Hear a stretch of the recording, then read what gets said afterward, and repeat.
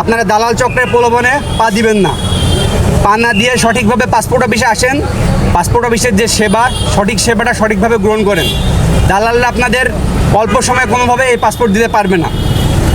Agargaon passport office সহ দেশের সকল পাসপোর্ট অফিসে সেবা প্রত্যাশী সাধারণ মানুষ সে দুর্ভোগ লাঘব এবং পাসপোর্ট সেবার স্বচ্ছতা ও জবাবদিহিতা নিশ্চিতকল্পে র্যাপিড অ্যাকশন ব্যাটালিয়ন র্যাব 2 নিরলসভাবে কাজ করে চলছে। সম্প্রতি আমাদের গোয়েন্দা নজরদারিতে উদ্ঘাটিত হয়েছে যে একটি সংঘবদ্ধ দালাল চক্র দীর্ঘদিন যাবৎ পাসপোর্ট অফিসে এলাকায় বিভিন্ন ধরনের দালালি কর্মকাণ্ড পরিচালনা করেছে।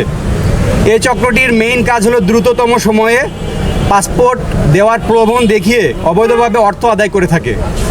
ফলে সাধারণ জনগণ পাসপোর্ট অফিসের সঠিক সেবা থেকে বিরত থাকতেছে।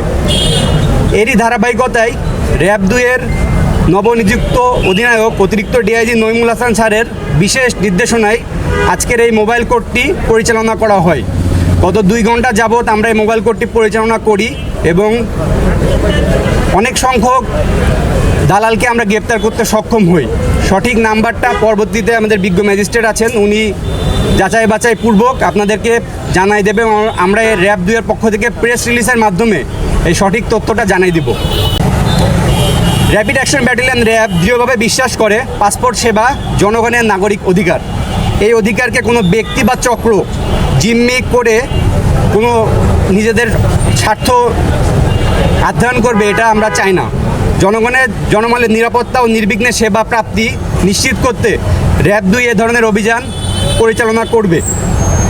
আমরা আপনাদের সাংবাদিক ভাইদের মাধ্যমে সাধারণ জনগণকে জানাতে চাই যে প্রতিদিনই আমরা বিভিন্ন ধরনের অভিযানে করে যাচ্ছি। গত সপ্তাহে আমরা উত্তরা এবং কেরানীগঞ্জে অভিযান করেছি এই পাসপোর্টের দালাল চক্রের বিরুদ্ধে।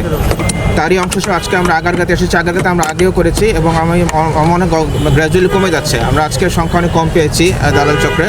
তো আমাদের অভিযান নিয়মিত যদি চলমান থাকে এবং যদি জনসাধারণ বুঝতে পারে যে দালালদের দ্বারা কোনোভাবে তারা আলাদাভাবে কোনো লাভবান হতে পারবে না এবং যেটুকু কাঙ্ক্ষিত সময় তাদের জন্য বরাদ্দ, সেই সময়ের মধ্যে তারা তাদের কাঙ্ক্ষিত পাসপোর্টটি পাবে। এর চেয়ে কম সময় পাওয়ার কোনো সুযোগ নেই দালালদের মাধ্যমে।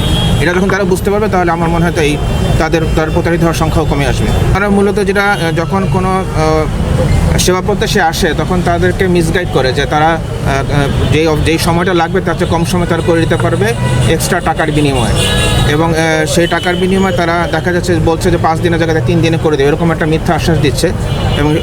এবং সাধারণ জনগণ এর মধ্যে প্রতারিত হচ্ছে। তারা মনে করছে এদের দ্বারা কাজ করলে হয়তো সহজভাবে তারা ঘরে বসে পাসপোর্টটি পেয়ে যাবে। এই জন্য তারা ভিতরে না আসে বাড়ি থেকে তারা যোগাযোগ করে কাজগুলো সারতে চাচ্ছে। আজকে এই পর্যন্ত 8 জনকে আটক করা হয়েছে। আমি দেখবো তাদের সাথে, তাদের কথাও শুনবো, তারপরে বলতে পারবো যে কজন প্রকৃত শাস্তির আওতায় আসবে। আমরা এর আগে অভিযান করেছি। আপনারা জানেন যে আমরা এখানে যে দোকানগুলো ছিল আমরা এখানে তাদেরকে উঠিয়ে দিয়েছিলাম এবং দীর্ঘদিন আমরা সে অভিযান চলমান রেখেছিলাম। পরে আস্তে আস্তে তারা হয়তো আবার আসছে, কিন্তু অভিযোগটা কমে আসছে যে দোকানের মাধ্যমে হচ্ছে। আর যেটা আপনার বলেন ইন্টারনাল যেটা সেটা তদন্ত হয়, তদন্তের মাধ্যমে ব্যবস্থা হয়, সেগুলো সব কিছু জনসম্মুখে হয়তো আসে না, এগুলো চলমান আছে। আর আমাদের এখানে পাসপোর্ট অধিদপ্তরের কর্মকর্তারা আছেন, তারাও বলতে পারবে ইন্টারনালি তারা কী ব্যবস্থা নিয়েছে, তারা সেই সম্পর্কে বলতে পারবে।